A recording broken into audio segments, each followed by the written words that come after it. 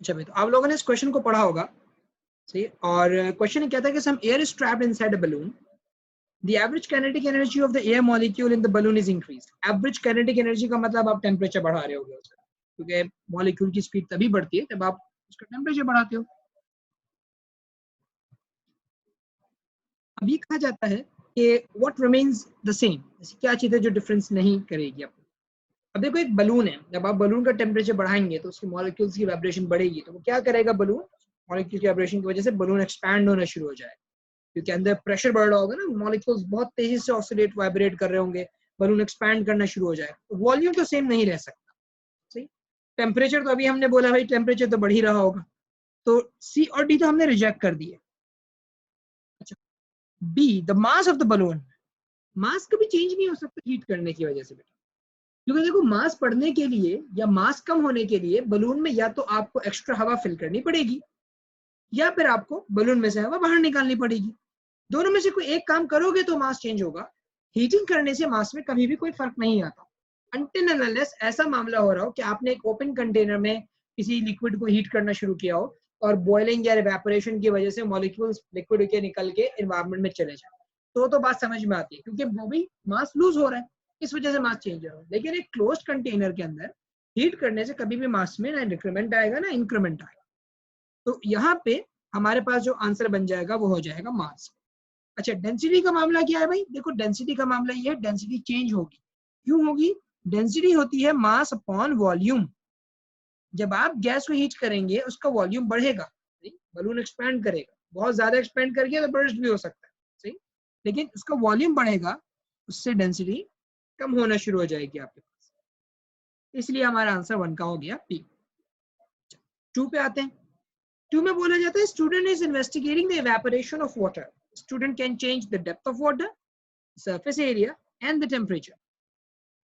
How many of these changes, if any, would alter the rate of evaporation? इनमें से कितने changes evaporation के rate पे फर्क डालेंगे? तो देखो अगर हम फैक्टर्स अफेक्टिंग इवेपोरेशन देखें तो उसमें डेप्थ जैसी कोई चीज नहीं थी। डेप्थ बढ़ाने से या कम करने से इवेपोरेशन के रेट पे कोई फर्क नहीं पड़ता, सही, क्योंकि डेप्थ हमने बोला था कि इवेपोरेशन सरफेस फिनोमेना है, सही, जितने मॉलिक्यूल सरफेस पे होंगे उतना फास्ट इवेपोरेशन होगा। तो सरफेस एरिया इफेक्ट करता है, जितना ज्यादा सरफेस एरिया होगा उतनी फास्ट इवेपोरेशन होगी। दूसरा आपके पास टेम्परेचर, टेम्परेचर का भी आपका ये मामला है कि जितना हाई टेम्परेचर होगा उतना ज्यादा फास्ट आपके पास रेट ऑफ इवेपोरेशन।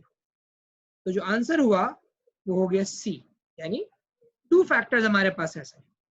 शाबाश। मैं बाकियों को भी जरा थोड़ा सा बोलूंगा कि भाई आप लोग भी आंसर्स देने की में पार्ट रोल प्ले करो, सही हो या गलत इससे परेशान नहीं हो, लेकिन आई वांट टू जज एन आइडिया। 4-5 बच्चे मेरे पास यहाँ माशाल्लाह से जवाबात दे रहे हैं, करीब हो गया, फातिमा, उमैर, जारा, सही है। आप में से काफी लोगों ने जो है मुझसना, उन्होंने भी आंसर दिया, मुसम्मद भी जवाब दे रहे हैं, हमदान दे रहा है। तो जब ये लोग जवाब दे सकते हैं तो मैं मशवरा दूंगा कि भाई सब जवाब दो, सही, पार्टिसिपेट जरूर करो, सही हो या गलत उससे क्या फर्क पड़ता है, अभी अभी तो सीखने का हमारा है ना। हाँ, टेस्ट में और एग्जाम में सही होने या गलत होने से बहुत फर्क पड़ता है, सही, उस वक्त अगर सही हो रहा है तो बहुत अच्छी बात है, गलत हो रहा है तो फिर मसला है। तो आगे बढ़ते हैं जरा।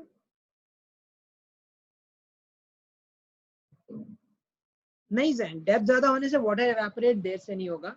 असल में आप जो चीज समझ रहे हो ना, देर का मामला वो ये है कि आप बोल रहे हो सर डेप्थ ज्यादा होगी तो पानी ज्यादा होगा, तो ओवरऑल वाटर एवेपोरेट होने में टाइम लगेगा, वहां आपकी बात ठीक है। लेकिन जो क्वेश्चन में बोला गया था वो था rate of evaporation. Rate of evaporation का मतलब ये है कि पर सेकंड कितना पानी इवेपोरेट कर रहा है। तो वो चीज जो है ना, आप ओवरऑल टाइम की बात नहीं कर रहे हो, आप बोल रहे हो कि पर सेकंड कितना पानी जा रहा है या पर मिनट कितना पानी निकल रहा है, तो वो एरिया से डिपेंड करता है। अगर आप टोटल टाइम बोलते हैं ना एग्जाम में कि भाई टोटल टाइम किससे इफेक्ट होगा, तो फिर मैं बोलता कि हाँ भाई डेप्थ से टोटल टाइम पे फर्क पड़ेगा, क्योंकि अगर आप डेप्थ बढ़ा देंगे, सरफेस एरिया उतना ही है, सरफेस एरिया चेंज नहीं कर रहा मैंने सरफेस एरिया उतना ही रखा, लेकिन मैंने डेप्थ इंक्रीज कर दी, तो उसका मतलब मैंने पानी ज्यादा इस्तेमाल कर लिया है। तो ज्यादा पानी है तो वो देर से इवेपोरेट करें, क्वांटिटी ज्यादा हो जाती है ना।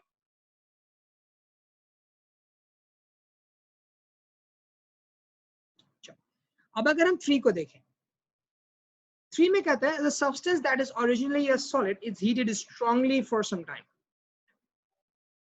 At one stage, the energy given to the substance is used as latent heat of vaporization. Big focus on this. Latent heat of vaporization. एक स्टेज ऐसा आया जिसमें आप latent heat of vaporization की बात कर रहे हो। Latent heat of vaporization के अंदर मुझे बताओ क्या होती है, मेल्टिंग होती है, बॉइलिंग होती है? What happens during latent heat of vaporization? It's melting or boiling? ठीक है, exactly it's boiling. Latent heat of vaporization में आपके पास boiling हो रही होती है। अब बोलते हैं at this stage what change does the energy cause, सही, एनर्जी क्या चीज चेंज कर रही होगी? तो भाई ऑप्शन ए बोलता है it breaks the bonds holding the molecules together, molecules के from the surface of the liquid. सही है, हाँ भाई, बॉइलिंग का फिनोमेना पूरा समझ में आ रहा है, ये पूरा सॉलिड आंसर हो सकता है। आगे देख लेते हैं आगे में गड़बड़े क्या है। It breaks the bond holding the molecules together, solid becomes liquid, नहीं, गलत। It makes the molecules move faster, ये भी गलत है, फास्टर मूवमेंट नहीं होगी जनाब, स्टेट चेंज हो रहा है, टेम्परेचर चेंज नहीं होता इस दौरान। And it makes the molecule move faster again and temperature rise वगैरह सारी बातें गलत। ऑब्वियसली आंसर आपका ए होगा। ब्रिलियंट, जिसने ये जवाब दिया इस वक्त तक, मेरा ख्याल से जिसने मुझे जवाब दिया है माशाल्लाह से सब ने मुझे ए ही जवाब दिया। अच्छा, अब जरा थोड़ा सा डिफरेंट पे आते हैं, थोड़ा सा डिफिकल्ट सवालों पे भी आते हैं ना, ये तो आसान आसान से हलवा वाला सवाल है।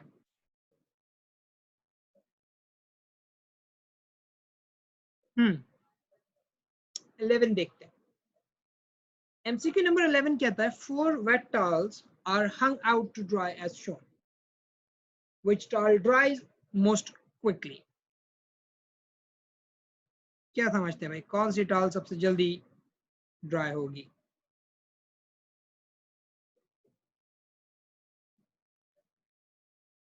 ठीक है,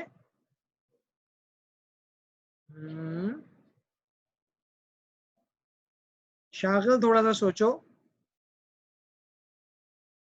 सही है, सही है उसवा, सही है अरीब, मैर, सबीहा, बेहतरीन।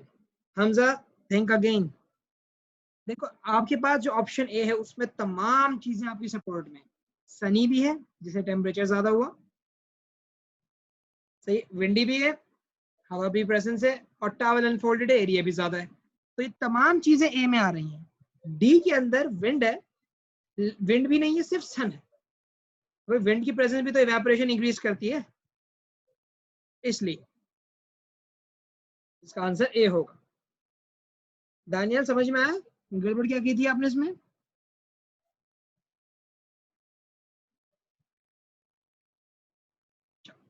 थोड़ा टफ लाए, चले देखते हैं भाई, थोड़ा टफ देते हैं आपको हम। 19,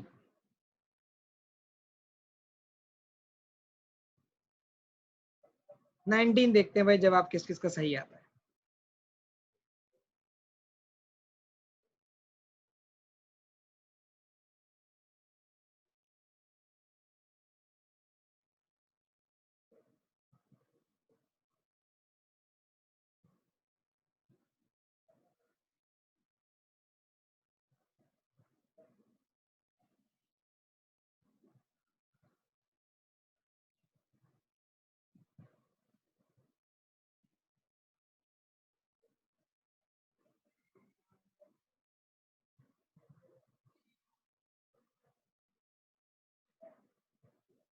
सवाल आज सपोज आप लोगों ने पढ़ा होगा, diagram shows a cross section through a rain water puddle formed in a shallow depression in a road surface.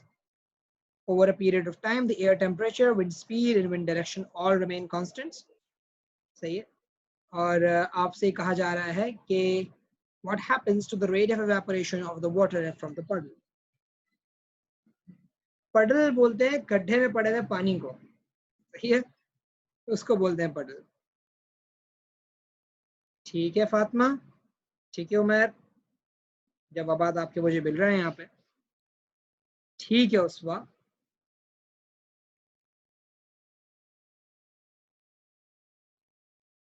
ठीक है जैन.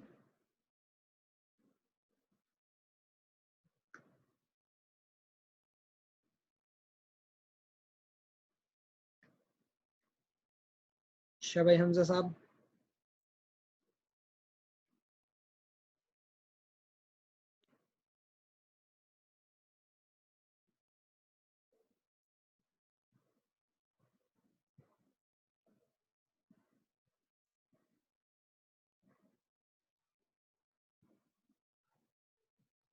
ठीक है सना. ये अच्छा सवाल है, इसका मुझे अंदाजा है कि it's not that easy, bit tricky.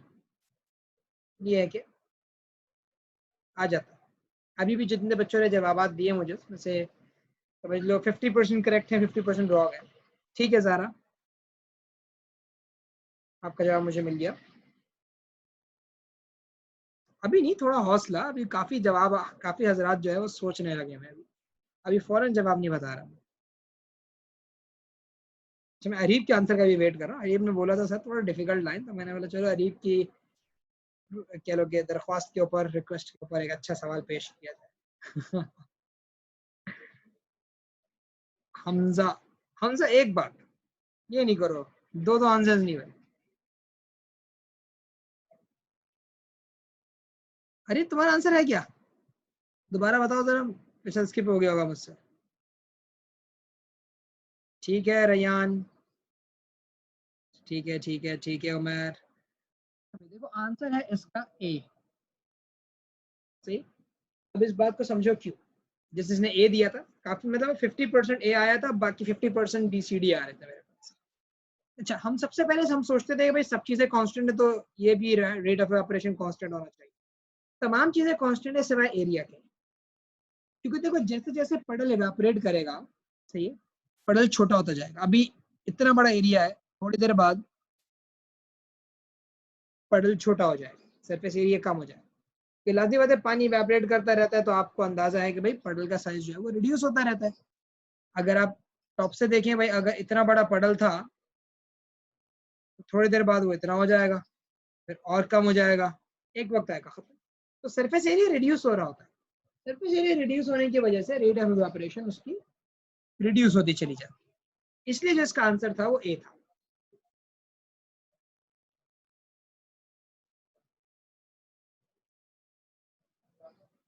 शुरू स्टार्टिंग तो उसकी जो भी वैल्यू हो, लेट्स से फॉर एग्जांपल एक सर्टेन रेट ऑफ इवेपोरेशन होगा, लेकिन स्टार्टिंग की जो वैल्यू होगी बाद में वो रेट ऑफ इवेपोरेशन कम होता चला जाएगा, मतलब वो रिड्यूस हो रहा हो. शुरू में काफी फास्ट इवेपोरेशन करेगा, फिर Aahista Aahista rate of evaporation अपना रिड्यूस करता चलेगा. फर्स्ट रेट उसका हाईएस्ट होगा. वैल्यू तो खैर नहीं है कोई, जो लाजमी बात है वो डिपेंड करती है एरिया कितना है, वाटर कितना है, इन सब चीजों के ऊपर, लेकिन जनरल बता. सही बात, समझ में आ गई वाली बात. थोड़ा सा ट्रिकी क्वेश्चन था, ज्यादा नहीं था, लेकिन ये है कि क्लियर करना जरूरी है.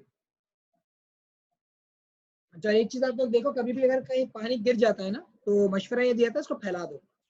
अगर एक जगह पे एक्यूमुलेटेड है पानी ना, तो वो इतना जल्दी इवेपोरेट नहीं करता, लेकिन आप उस पानी को फैलाएं, आप देखिए कितनी जल्दी इवेपोरेट करेगा. चाहो तो करके भी देख लेना, टेबल के ऊपर थोड़ा सा पानी डालना एक जगह पे, सही, बटल बन जाता है ना हल्का सा छोटा सा, तो वो छोड़ देना और उतना ही पानी बराबर में डालना उस टेबल के, और उसको थोड़ा जल्दी से फैला देना. किसी भी चीज से फैला दो, स्पून से, फोक से, एब्जॉर्ब ना हो, बस फैला दो. देखो कि जो पानी ज्यादा फैला हुआ होगा जल्दी इवेपोरेट कर.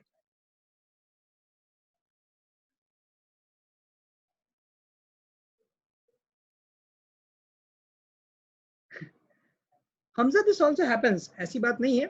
You were 100% wrong. दोनों चीजें होती हैं. water is absorbed by the ground as well and water is also evaporated. जब भी तो कहते हैं बारिशें क्यों मांगते हैं लोग, बारिशें इसीलिए तो होती है कि भाई हम कहते हैं बारिश अच्छी हो तो वाटर लेवल, वाटर टेबल जो होता है जमीन के नीचे वो बढ़ता है. तो क्यों बढ़ता है? क्योंकि the water sinks in the water, वो sinks in the ground, absorb करता है ग्राउंड.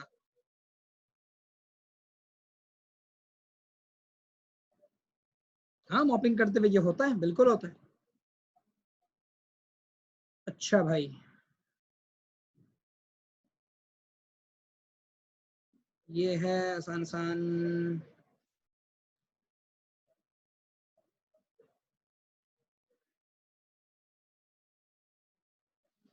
ये आसान है सर. हाँ, 25.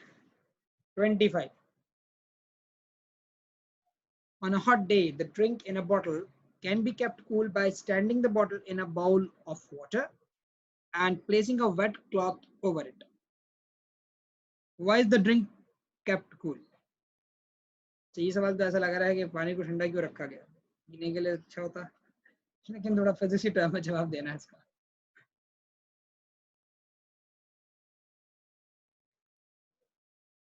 Should have been how is the drink kept cool? Who cares? Hot air cannot escape from the bottle. The cloth conducts heat from the bottle into the water.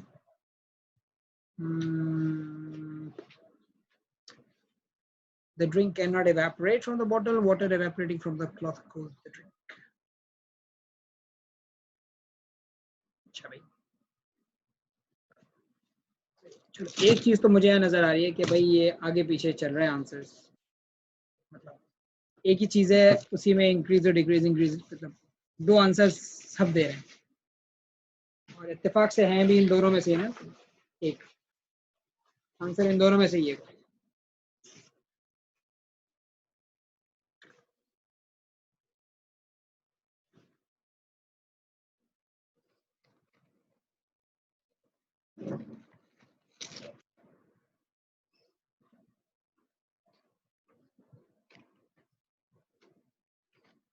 ठीक है, ठीक है, अच्छे खासे जवाब आ गए.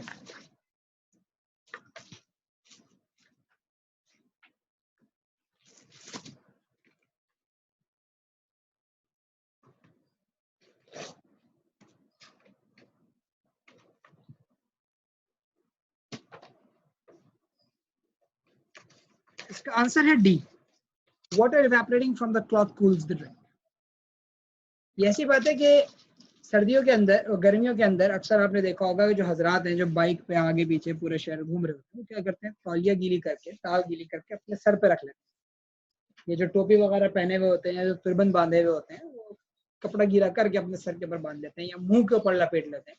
तो इसीलिए लपेटते हैं ताकि उसके ऊपर से इवेपोरेट होने वाला पानी जो है, सही, उसके ऊपर से इवेपोरेट होने वाला पानी जो है, जब वो जाएगा तो वो कूलिंग इफेक्ट जनरेट करेगा.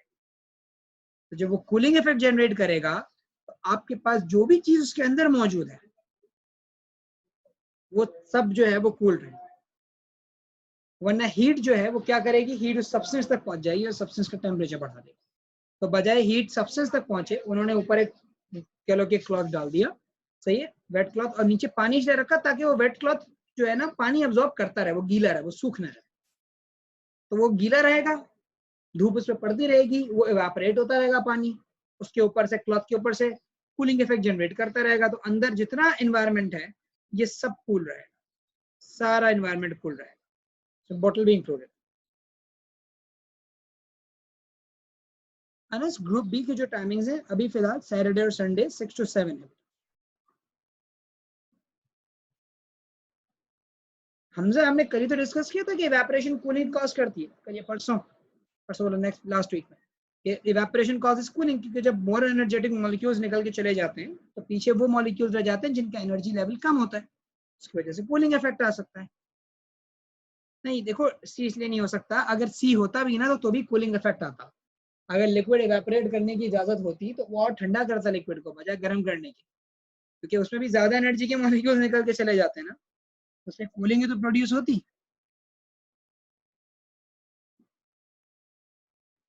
Yes, your answer was correct and it's really good. Shabash.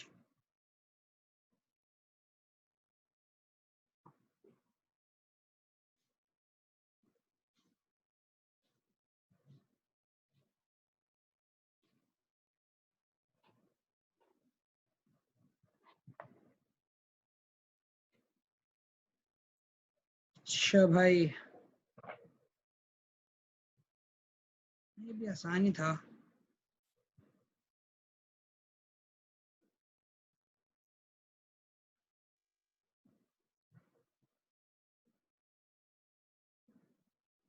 Forty, चलो इसका जवाब दे दो। थोड़ा सा हट के सवाल है ये, लेकिन है मजेदार।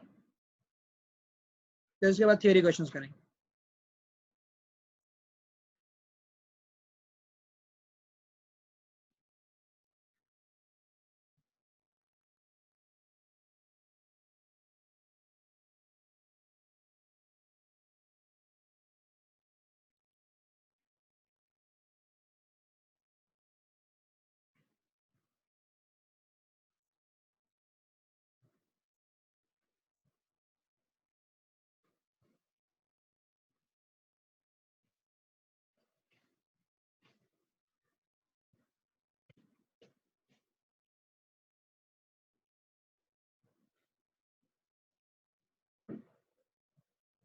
ठीक है फातिमा, आंसर आना शुरू हो गए भाई। ठीक है उमर, ठीक है मुसम्मद। मैं अभी ये नहीं बता रहा कि जवाब आपका सही है या गलत, आपके आंसर्स मैं नोट कर रहा हूँ अभी फिलहाल।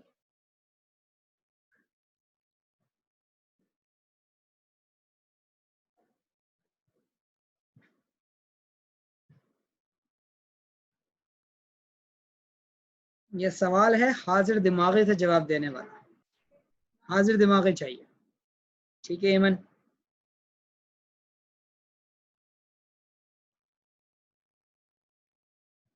अच्छा ये गलत है फातिमा, एक एक जवाब होता है भाई, ये नहीं होता कि भाई आप दो दो जवाब दे रहे हैं। तो ये एक जवाब है इनमें से। ठीक है हमजा, ठीक है सालिक, ठीक है जैन। अब तक कुछ स्टूडेंट्स ने करेक्ट आंसर दिया है।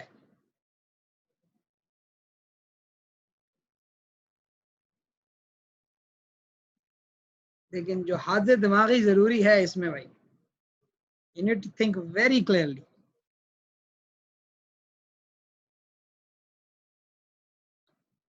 नहीं ये लग रहा है तो हो सकता है भाई, बात है पक्का करने की। हाँ भाई ये है, डिसाइड कर लें उसके बाद फिर हम देख लेते हैं।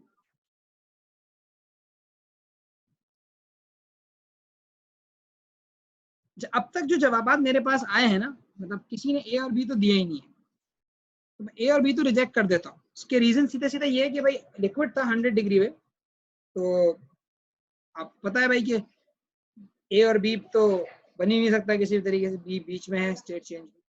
अगर आप गौर करो, आपके पास 100 डिग्री पे था लिक्विड, ये लिक्विड कूल होता गया और फिर स्ट्रेट लाइन आ गई। स्ट्रेट लाइन आने का मतलब ये है अब यहाँ हो रहा है फ्रीजिंग। सही, यहाँ से फ्रीजिंग स्टार्ट होती है, यहाँ पे फ्रीजिंग एंड होती है। जब फ्रीजिंग एंड होगी तो सारा सब्सटेंस सॉलिड बन जाएगा। आंसर होगा वो सी होगा। तो शाबाश जवानों, जिन्होंने सी सी जवाब दिया, जिन्होंने डी जवाब दिया, वो थोड़ा सा सोचें कि आपको लिक्विड दिया गया था और लिक्विड से आप सॉलिड की तरफ आ रहे हैं, तो जो सबसे पहला स्टेट चेंज होगा वही फ्रीजिंग का हो जाएगा।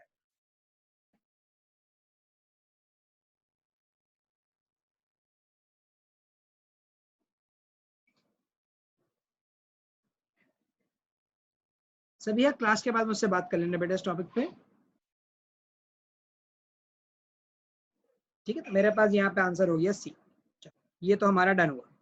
अब जरा चलते हैं जरा थियोरेटिकल क्वेश्चंस के ऊपर। इसको डिस्कस करते हुए चलेंगे मैं, सही, ताकि पता चल सके। वो क्वेश्चन में बोलते हैं student notices puddles in of water on a road as shown in figure 4.1. Later in the day, he passes the puddle again and some of the water has evaporated. State 2, changes to the atmospheric conditions, say, changes to the atmospheric conditions that would cause the water to evaporate faster. Say, पानी को faster evaporate करने के लिए atmospheric condition में क्या change लाना चाहिए? देखो, सरफेस एरिया एटमॉस्फेरिक कंडीशन नहीं होती, वोलेटिलिटी एटमॉस्फेरिक कंडीशन नहीं होती। सही, अगर आप एटमॉस्फेरिक कंडीशंस के हिसाब से बात करते हैं तो एटमॉस्फेरिक प्रेशर, टेम्परेचर और ह्यूमिडिटी, सही, ये तीन है जो एटमॉस्फेरिक कंडीशन में आते हैं। तो अगर आप इवेपोरेशन का रेट बढ़ाना चाहते हैं, लो ह्यूमिडिटी कर दें, टेम्परेचर इंक्रीज करवा दें, भाई बोले भाई सनी डे, जैसे यहाँ पे रिकमेंडेशन हुआ, या विंडी डे लिख दें, सही है, blowing wind, presence of wind, इस तरह से आप यहाँ पे बात लिख सकते हैं। बिल्कुल उमर। अच्छा, अब वो बोलते हैं explain in terms of molecule what happens during evaporation. Molecule के टर्म में बताएं इवेपोरेशन के दौरान होता क्या है। तो भाई यहाँ पे नहीं, हम ज़रा सरफेस एरिया नहीं लिख सकते, उन्होंने हमसे बोले एटमॉस्फेरिक कंडीशंस बताइए। सरफेस एरिया एटमॉस्फेरिक कंडीशन नहीं, फैक्टर जरूर है लेकिन एटमॉस्फेरिक कंडीशन नहीं। तो इन टर्म्स ऑफ मॉलिक्यूल बताना what happens during evaporation. Evaporation के दौरान क्या सिलसिला होता है कि भाई molecules which have a higher energy content, say particles या molecules having greater amount of energy, which are more energetic molecules, escape from the surface, see, by gaining energy from the surrounding and from the collision by the neighboring molecules। अगर मैं जो बात लिख दूं मैं इधर,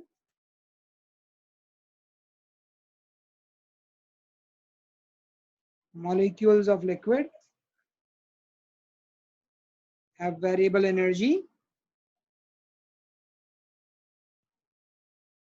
so the more energetic molecules,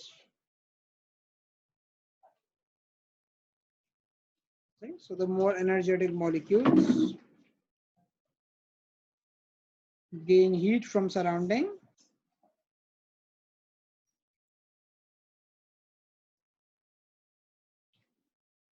overcome intermolecular forces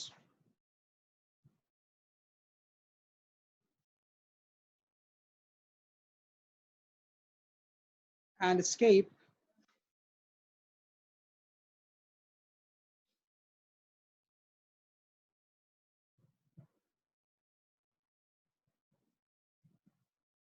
from the surface of liquid। Liquid के surface से evaporate कर जाता है। अरे ये रिकॉर्डेड लेक्चर है तो मैं ये पीडीएफ चलो शेयर कर दूंगा खैर, लेकिन ये है कि वरना अगर चाहो तो स्नैप ले लो, वरना रिकॉर्डेड लेक्चर में से देख के लिख लेना। हाँ एम एन एटमॉस्फेरिक हीट तो हो सकती है।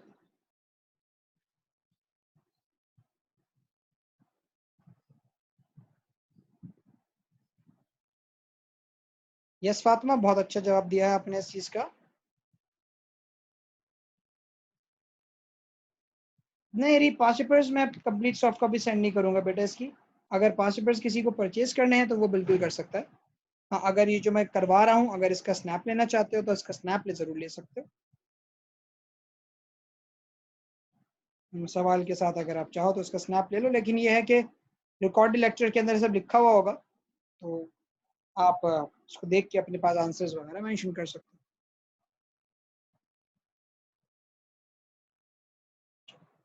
आगे बढ़ते हैं,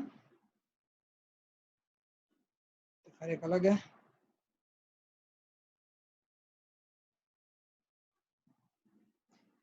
तो बोलते हैं state two differences between the properties of liquids and gases at normal pressures. Liquid और गैसेस के दरमियान की दो प्रॉपर्टीज का दो डिफरेंस बताइए। Properties of liquids and properties of gases, तो फिर क्या दो डिफरेंसेस हो सकते हैं, फिर उसकी एक्सप्लेनेशन देंगे। लिक्विड के बारे में एक चीज ये कही जा सकती है कि liquids have a definite volume whereas gases do not. एक बात तो ये हो सकती है, liquids have a definite volume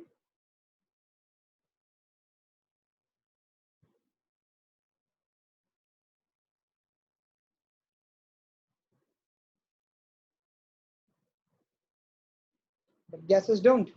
Reason, strong intermolecular force between molecules in liquid keep them close, उनको एक दूसरे से करीब रखती है। डिस्टेंस कह लो कि जुड़े रहते हैं मॉलिक्यूल्स एक दूसरे से और बाइंडेड होते हैं स्ट्रॉन्ग,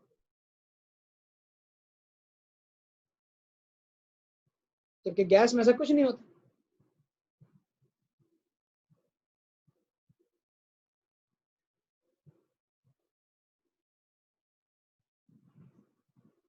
अच्छा दूसरा डिफरेंस अगर आप देखें तो वो है जैसे मिसाल के तौर पर कंप्रेसिबिलिटी का या डेंसिटी का। डेंसिटी भी बोल सकते हैं, लिक्विड की डेंसिटी ज्यादा होती है गैसेस की कम होती है, या लिक्विड्स कंप्रेसिबल नहीं होते गैसेस कंप्रेसिबल होती हैं। तो दोनों की एक ही वजह है, मॉलिक्यूल के दरमियान का गैप। लिक्विड्स कंप्रेसिबल क्यों नहीं हो पाते? मॉलिक्यूल के दरमियान में गैप नहीं है। गैसेस क्यों कंप्रेसिबल है? मॉलिक्यूल्स के दरमियान में गैप है, स्पेस है। यही रीजन डेंसिटी का ये बनता है भाई, लिक्विड की डेंसिटी ज्यादा होती है। क्यों ज्यादा होती है भाई लिक्विड की डेंसिटी गैस के मुकाबले में? क्योंकि भाई मॉलिक्यूल्स करीब करीब है, एक दूसरे के नजदीक होते हैं मॉलिक्यूल्स, तो थोड़े से वॉल्यूम में ज्यादा मास आ जाता है। गैसेस में ऐसा नहीं हो पाता, गैसेस में मॉलिक्यूल के दरमियान का डिस्टेंस ज्यादा है, इस वजह से मास पर यूनिट वॉल्यूम उनका कम होता है।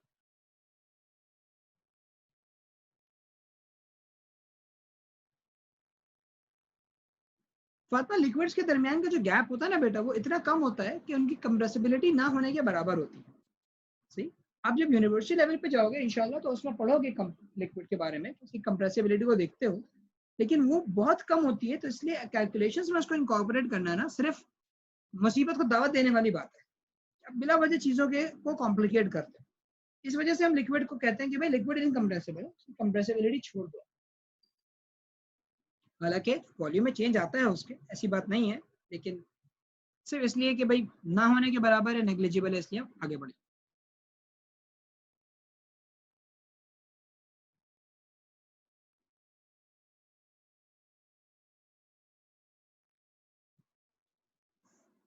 तो डिफरेंस में लिख सकते हैं भाई liquid incompressible,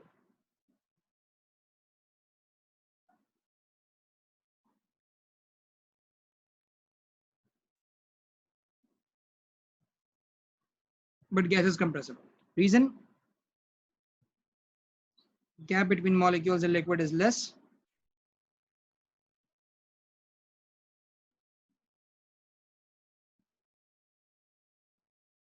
But more in gases.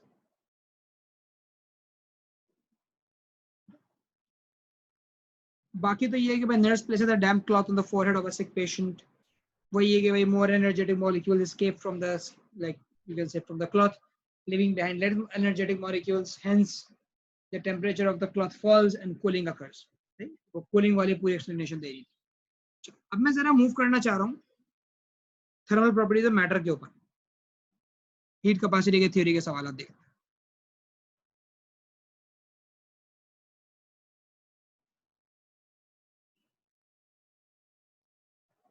नहीं राविया, ओ लेवल्स में मत लिखना बेटा, स्लाइड डिकम्प्रेसिबल में मत लिखना, बाद में मसला बन जाता है फिर। चलो इस सवाल से शुरू करते हैं, फिर अगले सवालों पे जाएंगे। वो बोलते हैं भाई figure 3.1 shows the apparatus to measure specific latent heat of fusion of water. फॉर्मूले क्या क्या है भाई? Q equal mc delta T अगर टेम्परेचर चेंज हो रहा हो तो, Q equals LF into M अगर मेल्टिंग है, Q equals LV into M अगर बॉइलिंग है। और अगर पावर और एनर्जी का रिलेशन चाहिए तो पावर का फॉर्मूला होता है एनर्जी अपॉन टाइम। चार फॉर्मूले घूम फिर के लगते हैं, ठीक? तो ये फॉर्मूले अपने जहन में रख लो, चाहो तो स्नैपशॉट लेके अपने पास रख लो, ठीक? क्योंकि ये अभी हम बार बार यूज कर रहे हो। क्वेश्चन कहता है figure 3.1 shows apparatus to measure the specific latent heat of fusion of water. In this question you may ignore heat transfer to the ice from the room. मतलब सराउंडिंग से कोई हीट नहीं मिली, ignore कर सकते हो। Crushed ice है 0 degree centigrade के ऊपर, हीटर उसमें इमर्ज हुआ हुआ है और वाटर जो है वो ड्रिप्स नजर आ रही है यहाँ पे क्लास स्पीकर में। बोलते the heater is switched on and the water drips into the beaker at a constant rate. एक कांस्टेंट रेट पे आपके पास मेल्टिंग हो रही है। In 2 minutes 30 grams of water drips into the beaker. Power of the heater is 85 watts. आपको time given है, आपको mass given है और पावर गिवन है।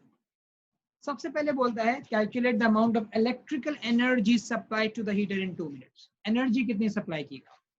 देखो भाई एनर्जी का फॉर्मूला या पावर का बेसिक फॉर्मूला होता है एनर्जी अपॉन टाइम।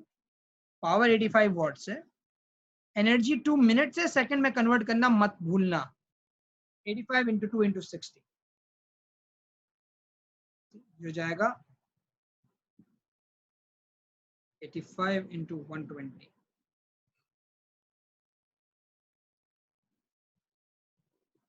10200। ये वो एनर्जी है जो आपके सब्सटेंस को मिली, 10200। बिल्कुल, शाबाश, साथ साथ सॉल्व करते जाएं आप लोग मेरे। फिर बोलता है use your answer in a to calculate specific latent heat of fusion of water. ये जो ऊपर पार्ट में आंसर निकाला इस पे specific latent heat of fusion of water निकाला। अब देखिए आपको पता है लेटेंट हीट ऑफ फ्यूजन, वो specific latent heat of fusion का फॉर्मूला, इतनी इलेक्ट्रिकल एनर्जी हीटर को दी गई और हम अज्यूम कर रहे हैं कि वो सारी इलेक्ट्रिकल एनर्जी हीट की फॉर्म में बनी, पानी को मिल गई, तो आइस को, तो वही एनर्जी जो हमने ऊपर निकाली थी वो यहाँ रखी। हमारे पास 31 ग्राम्स है, मैं यहाँ पे 31 रख देता हूँ, तो 10,200 डिवाइडेड बाय 31, 329 मेरा आंसर आया। यूनिट समेत लिखना है बेटा आपने, 329 जूल्स पर ग्राम। ये आपकी specific latent heat of fusion. For 1 gram of ice you need 329 joules of heat energy. 1 gram ice के लिए 329 जूल्स ऑफ हीट एनर्जी आपकी जरूरत है। यस अरे वॉट्स के साथ हमेशा आप सेकंड्स का इस्तेमाल करें, क्योंकि ऐसा यूनिट्स के अंदर बात होती है, वॉट भी ऐसा यूनिट है और सेकंड्स भी आपके पास है।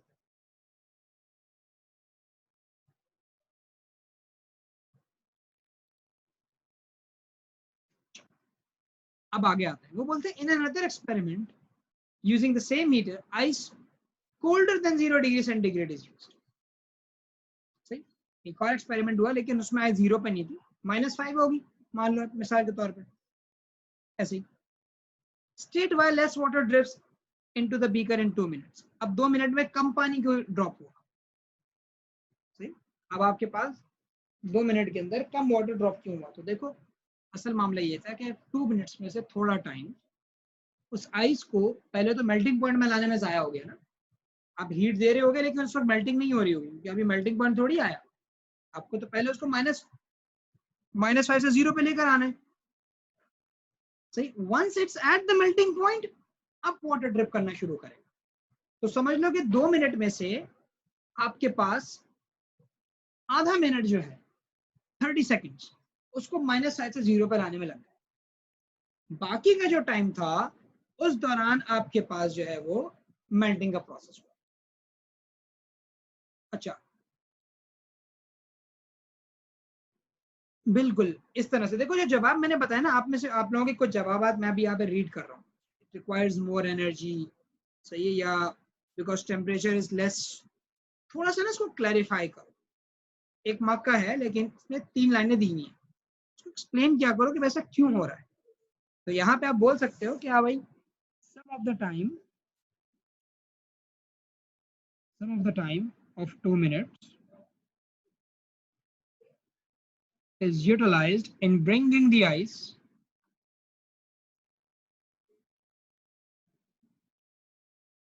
to 0 degree centigrade.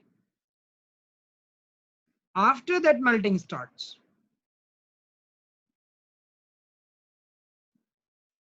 see, hence less water drops into 2 minute के अंदर इस वजह से कम पानी ड्रॉप। इस तरह से आप इस चीज की एक्सप्लेनेशन दो। एक्सप्लेनेशन समझ में आई है?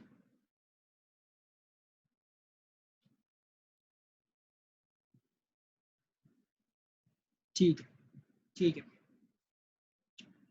अब इसी तरह से थोड़ा सा और एक टफ क्वेश्चन उठाता हूँ।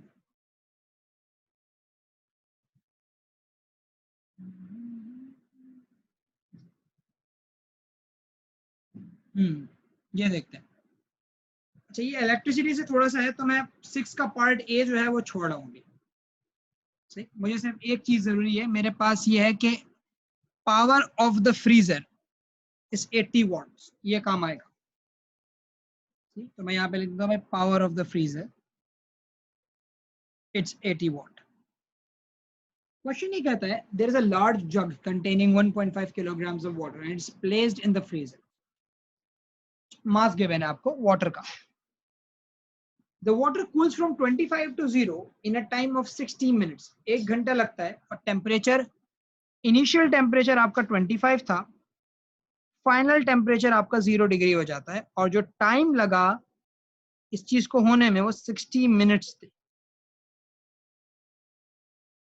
Specific heat capacity of water is 4.2 joules per gram. सही, आपके पास स्पेसिफिक हीट कैपेसिटी भी आ गई। बिल्कुल सेकंड्स में करेंगे, भी जाते हैं इस बात। अच्छा देखो, स्पेसिफिक हीट कैपेसिटी है जूल्स पर ग्राम में। सही, तो जो मास यूज करना पड़ेगा आपको हो वो ग्राम में यूज करना पड़ेगा, क्योंकि आपका जो सी की वैल्यू है वो ग्राम्स के अंदर, जूल्स पर ग्राम है, तो मास भी ग्राम में होगा, किलोग्राम में यूज करोगे आंसर गलत आ जाएगा। अब वो बोलते हैं calculate the thermal energy remove from the water as it cools from 25 to 0। कितनी एनर्जी निकाली गई उसमें से जब उसका टेम्परेचर 25 से 0 पे गिरा। ठीक है भाई, निकालते हैं। अब देखो ये है टेम्परेचर चेंज, ये है टेम्परेचर चेंज। तो टेम्परेचर चेंज के लिए मैं फॉर्मूला यूज करूंगा Q equal mc delta T। और एक और तरीका पहचानने का यह था कि मुझे स्पेसिफिक हीट कैपेसिटी भी दी हुई, तो मैं समझ गया था कि ये सवाल स्पेसिफिक हीट कैपेसिटी से ही होगा। टेम्परेचर भी चेंज हो रहा है और स्पेसिफिक हीट कैपेसिटी। तो भाई एनर्जी निकालनी है, मास है 1500 ग्राम्स, 1.5 किलोग्राम्स था, मैं किलोग्राम में यूज नहीं करूंगा।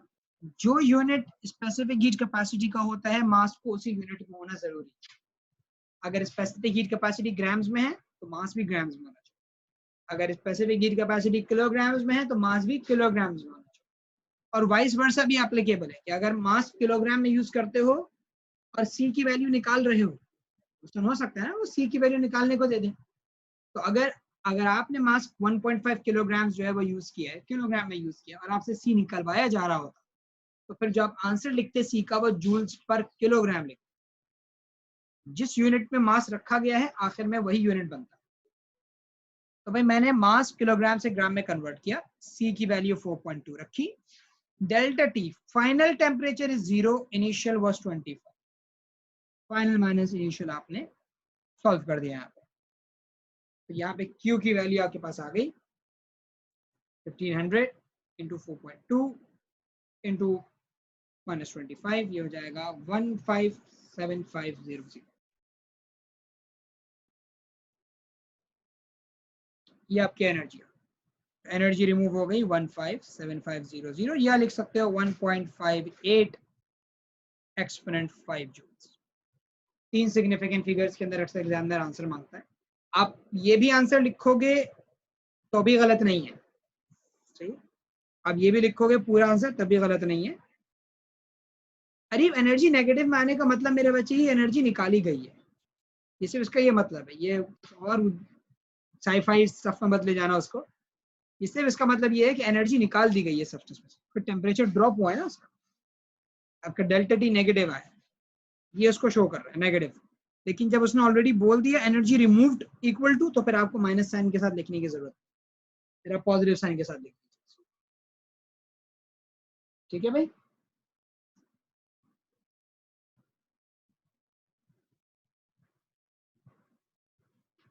अब वो बोलते हैं after the water has reached 0, thermal energy is removed from the water at the same rate as in one. वो बोल रहे हैं भाई जब पानी 0 डिग्री पे आ गया तो अभी भी थर्मल एनर्जी उसी स्पीड पे निकाली जा रही है, उसी रेट से निकाली जा रही है जिस रेट से पहले निकाली गई। मतलब पावर पहले भी 80 वॉट्स थी, पावर कह रहे हैं भाई अभी भी 80 वॉट्स ही है। एनर्जी रिमूवल रेट फिक्स्ड है 80 watts. Specific latent heat of fusion of water is this. LF की वैल्यू दे दी गई है आपको। अच्छा, तो LF की वैल्यू दे दी गई है। वो बोलते हैं calculate the mass of water at 0 degree centigrade that becomes ice in 60 minutes. Mass of water बताइए 0 डिग्री सेंटीग्रेड में जो 60 मिनट्स के अंदर, मतलब ये अगले 60 मिनट है, पिछले वाले 60 मिनट नहीं है, 0 पे आने के बाद और मजी 60 मिनट गुजरे, तो उसमें कितना वाटर आइस बन गया होगा, कितना मास ऑफ वाटर आइस बन गया होगा, ये निकालें। तो देखो मेल्टिंग फ्रीजिंग का मामला है, मेल्टिंग हो या फ्रीजिंग फॉर्मूला फिक्स्ड है, LF into M, formula fixed है। अब आपसे बोला गया है भाई rate of energy removal same था और इत्तेफाक से टाइम भी वही बोला गया, तो मैं निकाल तो सकता हूँ यहाँ से power equals energy upon time का फॉर्मूला लगा के भाई कि 80 वॉट्स का पावर है, टाइम 60 मिनट्स है, 60 मिनट इंटू मल्टीप्लाई बाय 60 करें तो 60 सेकेंड्स हो जाएगा। मैं यहाँ से एनर्जी मालूम कर लूंगा कि मैंने कितनी एनर्जी निकाली है, 60 मिनट में कितनी एनर्जी निकाली गई है, ये चीज कैलकुलेट हो सकती है। अगर हम इसको कैलकुलेट करें एनर्जी को, तो ये आएगा 80 इंटू 60 मिनट इंटू 60 सेकेंड्स। तो जनाब ये हो गया 288,000 thermal energy is removed from the water at the same rate as in one। मतलब एनर्जी रिमूवल रेट आपका वही था 80 वॉट्स, 60 मिनट तक वो चलता रहा। आपको ये पता चल गया कि आपने 60 मिनट में कितनी एनर्जी रिमूव करवाई है उसमें। अब आपसे कहा यह जा रहा है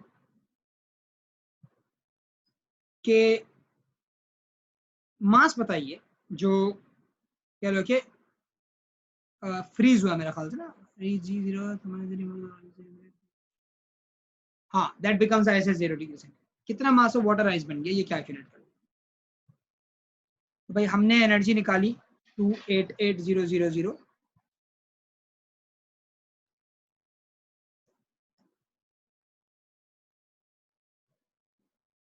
LF है 3.3 एक्सपोनेंट 5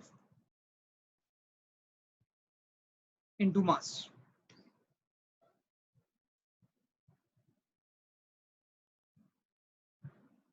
भाई 0.873 किलोग्राम्स।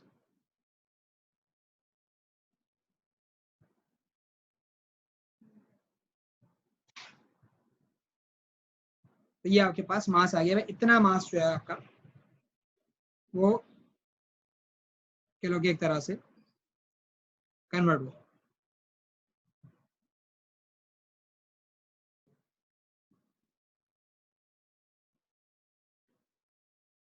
बात समझ में आई है?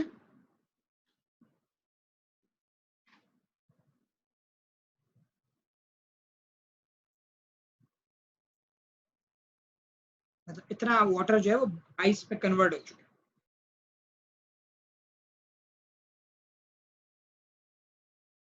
अगर किसी को कोई कंफ्यूजन है तो वो पूछ सकता है मुझसे, अभी बता रहा हूँ मैं, बेझिझक पूछो बेटा।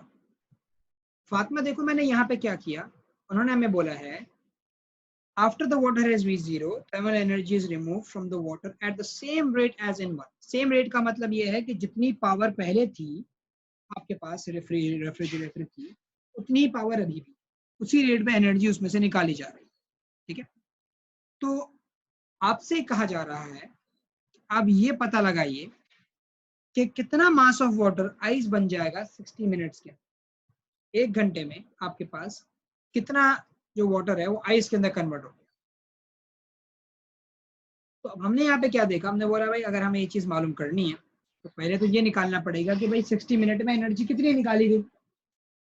सही, कितनी एनर्जी आपने वाटर में से एक्सट्रैक्ट की 60 मिनट्स के अंदर।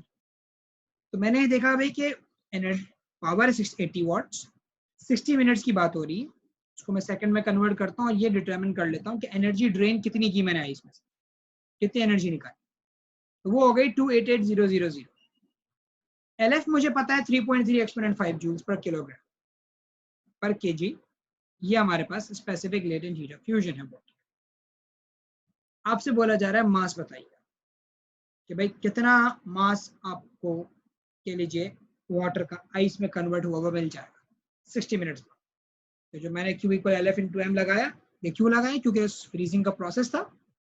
तो मुझे पता चला कि भाई 0.873 kilograms of water will be converted to ice. एक घंटे बाद इतना वाटर आइस बन चुका हो, 1.5 kg में से इतना वाटर आइस बन चुका। चाहो तो इसका स्नैप ले लो, स्क्रीनशॉट ले लो सवाल।